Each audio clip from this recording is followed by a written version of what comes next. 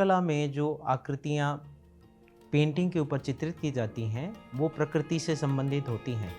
यहाँ पर मैंने जो आकृति ली है गोल और फिर बिंदु, वो बिंदु जो है बड़ा देव का निशान है और यहाँ पर जो आकृति है उसके सराउंडिंग जो आकृति है वो हमारे वहाँ की समुदाय की है, जो उसके आसपास रहती है, उसके द्वारा पलित पोषित है।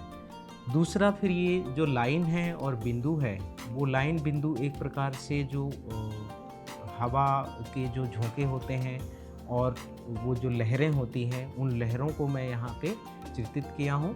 उसके बाद आप देखेंगे कि ये जो काला सफ़ेद जो रूपाकार है या आकृति है, इस आकृति में साजा का जो पेड़ है, साजा पेड़ की जो छाल है, उस छाल को मैंने उसका छोटा रूप यहाँ पे प्रस्तुत किया है, जो उस छाल को दिखाई देता है। ये मेरे खुद के इजाद किए गए, खुद के द्वारा प्रस्तुत किए गए चित्रण हैं। गोंड चित्र में और भी लोग हैं जो प्रकृति के बहुत सारे रूपों को प्रस्तुत करते हैं, जो उनका अपना एक भावार्थ और उनका एक तात्पर्य होता है। यहाँ पर जो आकृति देख पा रहे हैं, इसमें शेर और सूअर को मैंने दर्शाया है, बीच में कलश है। हमारे यहाँ जिस तरह से मैंने बताया कि गोंड समुदाय में 750 गोत्र होते हैं, उनके गोत्र चिन्ह, तो कुशराम गोत्र जो है उनका गोत्र चिन्ह शेर होता है। और यहाँ जब शादी होती है उनके समुदाय में या उनके परिवार में, तो उन्हें सबसे पहले जो उनका भगवान मानते हैं या उनके जो देवता हैं, कुल देवता शेर हैं, उनको सूअर का प्रसाद चढ़ाना होता है, सूअर की बलि देनी होती है।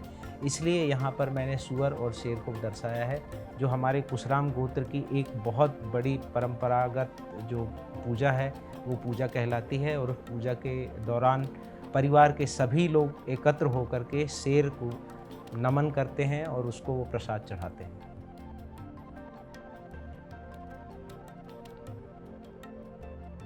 यहाँ पर मैंने बैल का चित्रण किया है।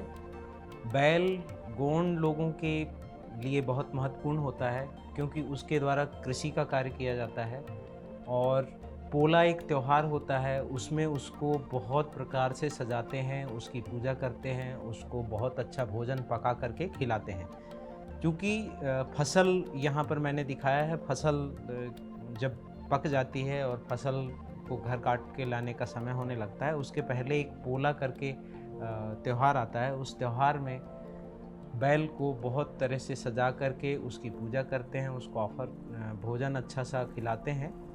वही मैंने यहाँ दर्शाया है, जो हमारे समुदाय में, गोंड समुदाय में यहाँ पर घर दिखाया है, यहाँ पर जो खेत है उसको दर्शाया है, किस तरह से लहलहाते हुए खेत हैं, पूरा हर एक चीज़ को। ये कमल है, कमल एक प्रकार से खुशियों का जो प्रतीक है वो है, उसको दर्शाया है।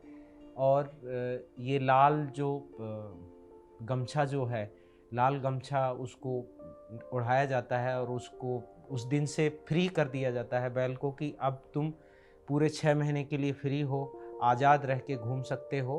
बाकी फिर हम जब हमारा समय आएगा, फसल हम जब बोएंगे, उस समय आपको फिर से इस्तेमाल करेंगे। इस तरह से उसको आज़ाद करके और छोड़ दिया जाता है। तो ये उसका एक प्रतीक है बैल का, जिसको हम नंदी के रूप में जानते हैं।